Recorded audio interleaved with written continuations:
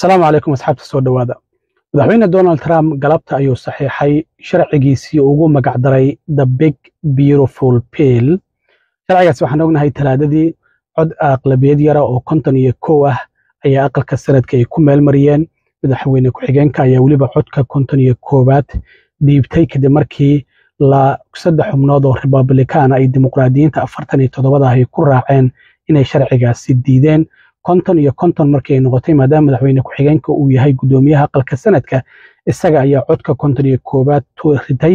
sidaasi ayaana sharcigu uu ku meel maray kadibna uu ugu gudbay aqalka wakiilada markii hore sharcigan waxaa jirtay in bishii shanaad ay aqalka wakiiladu meel mariyeen sanadka uu gudbay sanadku isbedel ay ku soo sameeyeen kadibna aqalka wakiilada uu dib ugu soo laabtay muddo 30 saacadood ka badan markii aqalka wakiiladu ay ka doodayeen arbacadii ilaa iyo khamiistii oo shalay ahayd ayaa ugu dambeyntii ay meel mariyeen 218 ay ku meel mariyeen 214 waa ay diiday waliba gudoomiyaha aqlabiyadda yara aqalka wakiilada ninka dimuqraadiga ah Hakeem Jeffries la yiraahdo ayaa isku dayay sharcigan inuu dib u dhigo waxana uu hadlay saacadihii ugu badnaa ee aqalka wakiilada laga hor hadlo taasi oo ahayd 8 saacadood iyo 44 daqiiqo xiriira uu hadlay haddaba madaxweynuhu sidii uu doonayay ayay u noqotay sharcigan waxa uu doonayay maalinta 4 bisha ah oo maanta ah oo maalinta xurriyadda Mareykanka ku beegan sanad guuridii 250aad inuu sharcigan saxiixo munaasabad balaaran ayuu aqalka cad ku qabtay xitaa diyaaradaha nuucooda Mareykanka kaliya oo caalamka ka haysto ee la yiraahdo B2 kuwaas oo duqeeyay goobihii nuclearka ee Iran ayaa aqalka cad dul maray isagoo micnaha dabaaldega dhahayo maadaama xurriyaddii waddankan ay tahay sharcigiisii uu doonayay inuu saxiixayo si uu halkaas ugu saxiixo xubnihii Republicanka ee labada aqal sanadka iyo waliba aqalka wakiilada ayaa kala soo qayb galay marka uu saxiixayay labada dhinac waxa ka taagnaa gudoomiyaha aqlabiyadda aqalka sanadka John Thune iyo afayeenka aqalka wakiilada Mike Johnson waliba Mike Johnson waxa uu u keenay Trump buriskii alwaaxa ka samaysnaa oo marka qofka afayeenka ah uu aamusinayo xubnaha ama sharci uu ansixinayo uu ku garaaco in alwaaxa hor yaala ayuu u keenay Trumpna waxa la arkay isagoo ku garaacaya miiskii uu ku saxiixay marka sharcigan maxaa ku jira oo shacabka Mareykanka u wanaagsan sharcigan horta waxyaabaha ugu muhiimsan waxa kamid ah arinta canshuur dhaafka oo laga yaabo tax return-ka ama canshuur xareynta sanadku markuu dhamaado marka la gaaro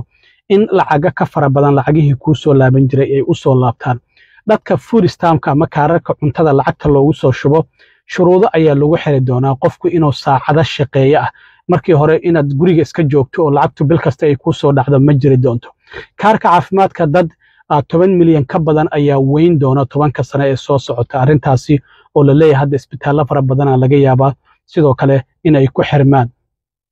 laakiin arrimaha ugu muhiimsan waxay tahay dadka Uberka ama Lyftiga wado ama warehouse-da ka shaqeeya warehouse macnaheedu waxay tahay bildinada waaweyn dadka Soomaalida aan aqoon hadaan u fasiro ee shaqooyinka kala duwan laga qabto dadkuna ay u shaqo tagaan marka waxa jiri doonta in wax canshuur aan laga qaadi doonin dadka 1099ka ku shaqeysta in tibka ay helaan tibka markaad Uberka ama Lyftiga qof aad ku qaado lacag tiba ayuu kugu soo diraa marka sanadku uu dhamaado Uber ama Lyft lacagtaasi waxay ku soo diri jireen lacagaha canshuurta oo xareynayso hadda kadib tibku wax lacag man canshuuraha laga ma qaadi doono oo tibku waxa uu noqon doonaa mid adigu aad leedahay oo wax canshuura